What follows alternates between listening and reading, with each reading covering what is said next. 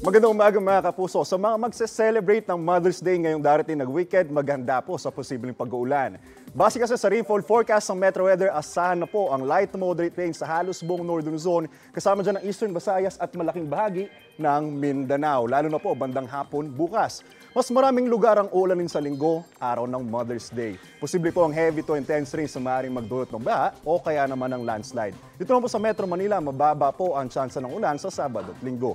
Wala namang namamatang low pressure area sa loob o labas ng Philippine Area of Responsibility. Ayon sa Pag-asa, frontal system ang magdadala ng mga panandaliang ulan sa extreme northern zone habang easterly naman ang umiiral sa iba pang bahagi ng ating bansa. Paalala mga kapuso, ugaliin pong uminom ng tubig, magbaon ng payong at umiwas sa matinding sikat ng araw. Ako po si Anjo Pertiara.